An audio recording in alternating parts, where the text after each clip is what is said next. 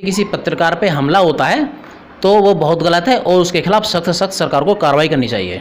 मैं तो नहीं कह सकता भी पत्रकारिता कितने परसेंट वो सही कर रहे हैं कितना गलत कर रहे हैं, लेकिन कई लोगों को लगता है कि भाई ये तो उस पार्टी का एजेंट है, कुछ लोगों को लगता है ये उस पार्टी का एजेंट है। तो ऐसे लोगों को एक तरह से डिवाइडेशन कर रखा है। आप स्वामी अग्निवेश जी की बात कर रहे हैं, ठीक है। स्वामी अग्निवेश जी का विचारधारा उन लोगों से नहीं मिल रही बाई चांस, जिन लोगों ने पर हमला करा। तो विचार नहीं मिलने का मतलब ये नहीं किसी पे हमला कर दो, ऐसे इस तरीके से हमला नहीं करना चाहिए।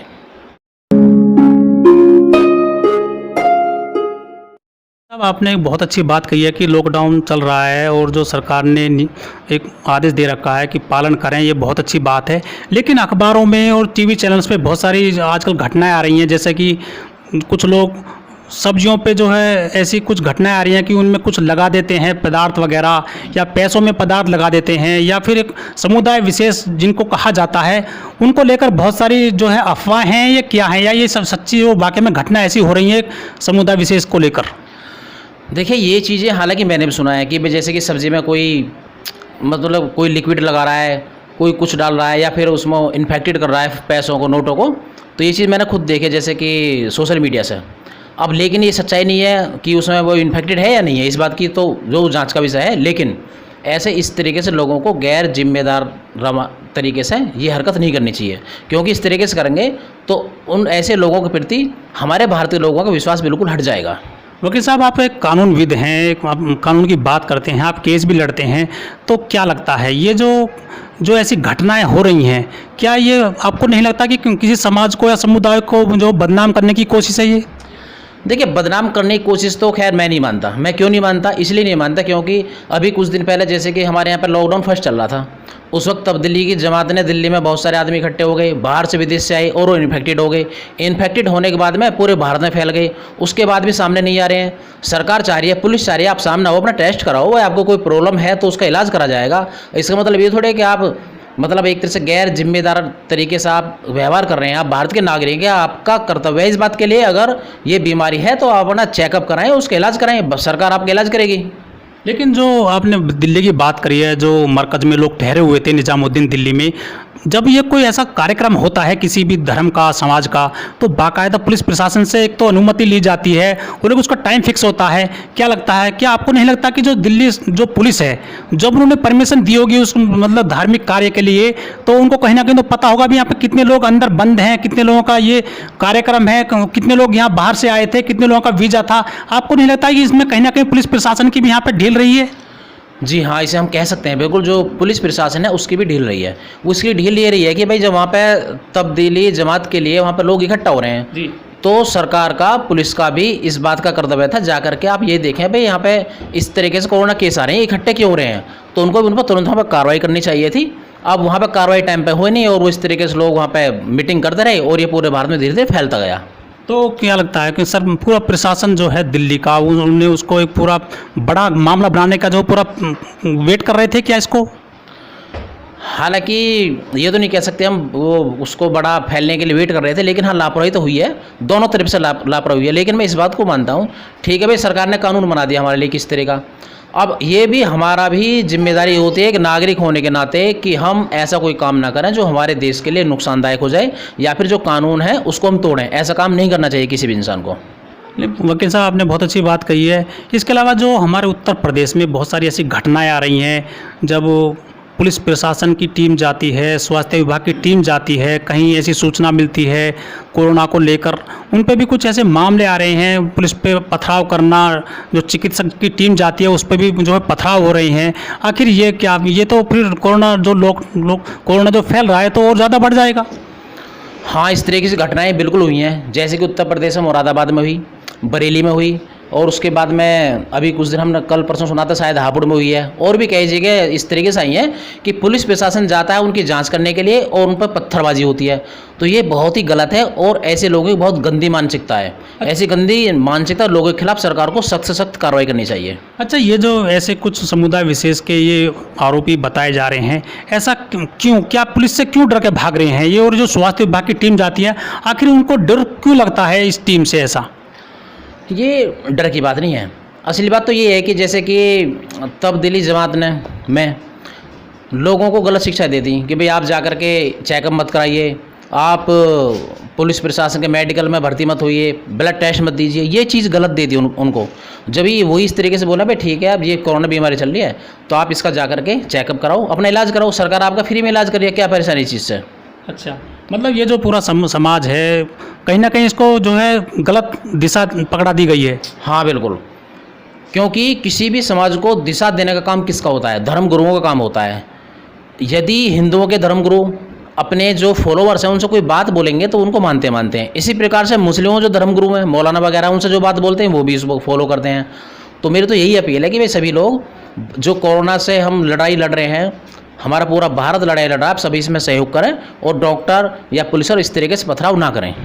वकील साहब, आपने जो है धर्म गुरुओं की बात करी है, लेकिन अभी 2-3 दिन पहले ही महाराष्ट्र के जो पालघर क्षेत्र में 2 साधुओं की और एक उनके जो ड्राइवर था गाड़ी में, उन 3 लोगों की मॉब लिंचिंग के माध्यम से उनकी जान ले ली गई। इस पर आपका क्या कहना है?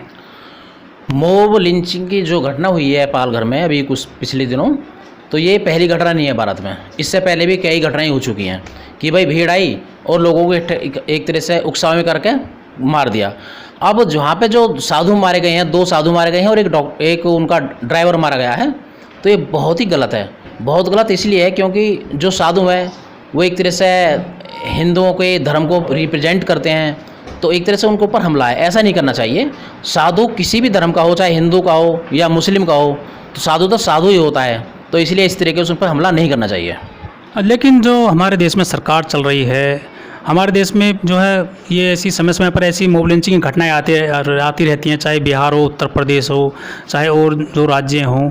लेकिन जो हमारे सरकार है हमारे देश में, केंद्र सरकार में, चाहे और राज्यों में, जो मॉब लिंचिंग के आरोपी हैं पुलिस उनको पकड़ लेती है, लेकिन जो कुछ हमारे जो बड़े नेता हैं, उन नेता जो है उन आरोपियों को उनका महिमा मंडन करती हैं, उनको माला पहनाती हैं।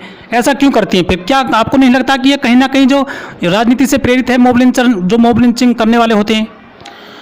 मॉब लिंचिंग, हमारा जो देश है ये स्वतंत्र है, लोकतांत्रिक गणतंत्र देश है, भारत संविधान यहाँ पर लागू होता है। तो हमारे देश में ये मॉब लिंचिंग की एक तरह से तो इसकी तो इजाज़त है ही नहीं किसी भी तरीके से कानून में। ये पूरी तरह से गैर कानूनी है, संविधान और कानून के खिलाफ है, और ऐसे लोगों के खिलाफ सख्त से सख्त कार्रवाई होनी चाहिए। और ऑनरेबल सुप्रीम कोर्ट ने मॉब लिंचिंग पर अभी पिछले साल, शायद 1-2 साल हो गए हैं, तो उसे भी एक केस दिया था कि यदि कोई मॉब लिंचिंग में किसी को कोई मर्डर कर दिया जाएगा तो उसके खिलाफ सख्त से सख्त कार्रवाई की जाएगी। अभी पिछले साल ही जो है, जो एक आर्य समाजी हैं हमारे देश में, स्वामी अग्निवेश जी, वो जब झारखंड में गए थे तो कुछ समुदाय विशेष तो हम नहीं कह सकते, लेकिन कुछ जो कट्टर लोग हैं वहाँ पर उनके साथ भी मॉब लिंचिंग की घटना जो है की गई थी। उनको बड़ी तरीके से मारा पीटा था, उनके कपड़े तक फाड़ दिए थे। क्या आपको नहीं लगता कि जो हिंदू समाज में साधु संत हैं उनको भी निशाना बनाया जा रहा है मॉब लिंचर्स के द्वारा? देखिए, जो कट्टरता का प्रश्न है, कट्टरता किसी भी धर्म में हो सकती है, चाहे मुस्लिम धर्म में हो, हिंदू धर्म में हो या किसी और धर्म में, लेकिन कट्टरता एक समाज के लिए बहुत ही नुकसानदायक होती है। कट्टरता नहीं होनी चाहिए। हर कोई आदमी या हर कोई व्यक्ति अपने अपने धर्म के अनुसार अपना जीवन जीने के लिए स्वतंत्र है, पूजा पाठ करने के लिए स्वतंत्रता है। तो इसीलिए कट्टरता तो बहुत गलत चीज़ है एक तरह से। तो कट्टरता, आप स्वामी अग्निवेश जी की बात कर रहे हैं, ठीक है, स्वामी अग्निवेश जी का विचारधारा उन लोगों से नहीं मिल रही बाई चांस, जिन लोगों ने पर हमला करा। तो विचार नहीं मिलने का मतलब ये नहीं किसी पर हमला कर दो, ऐसे इस तरीके से हमला नहीं करना चाहिए। अच्छा वकील साहब, आप कानून की जानकारी रखते हैं, आजकल आप टीवी देखते होंगे, तो टीवी में कैसा लग रहा है? जो खबरें आ रही हैं, जो रिपोर्टर हैं हमारे देश के, जो सीनियर रिपोर्टर कहे जाते हैं, आजकल उन पे भी मुकदमे दर्ज हो रहे हैं, चाहे महाराष्ट्र हो चाहे अन्य स्टेट हो। क्या लगता है, क्या जो पत्रकारिता है हमारे देश की, खासतौर पर जो हिंदी पत्रकारिता है, उसको लेकर आपके कैसे विचार है? उन पर मुकदमे दर्ज हो रहे हैं आजकल। देखो, लोकतंत्र देश के लिए हमारे जो 4 स्तंभ जो माने गए हैं, विधायिका, कार्यपालिका, न्यायपालिका और चौथा स्तंभ है हमारा प्रेस का, अर्थात प्रेस की स्वतंत्रता। प्रेस की स्वतंत्रता का अधिकार हमारे भारतीय संविधान के आर्टिकल 19 में दिया गया है, वहाँ पे दिया गया है। और उसके बाद में कई केसों के माध्यम से ऑनरेबल सुप्रीम कोर्ट ने, हाई कोर्ट ने उसको एक तरह से डिस्क्राइब किया है कि क्या चीज़ है। तो प्रेस की स्वतंत्रता तो लोकतंत्र के लिए बहुत ही आवश्यक है, और इस तरीके से यदि किसी पत्रकार पे हमला होता है तो वो बहुत गलत है और उसके खिलाफ सख्त सख्त सरकार को कार्रवाई करनी चाहिए। नहीं, जो हमला हुआ है हमारे देश में, चैनल के एडिटर हैं वो, तो क्या लगता है ये क्या पत्रकारिता वाकई में सही तरह से वो पत्रकारिता कर रहे हैं आज? हालांकि देखो, मैं तो नहीं कह सकता भी पत्रकारिता कितने % वो सही कर रहे हैं कितना गलत कर रहे हैं, लेकिन कई लोगों को लगता है कि भाई ये तो उस पार्टी का एजेंट है, कुछ लोगों को लगता है ये उस पार्टी का एजेंट है, तो ऐसे लोगों का एक तरह से डिवाइडेशन कर रखा है। लेकिन ये सोच मेरे हिसाब से इस तरह की सोच गलत है।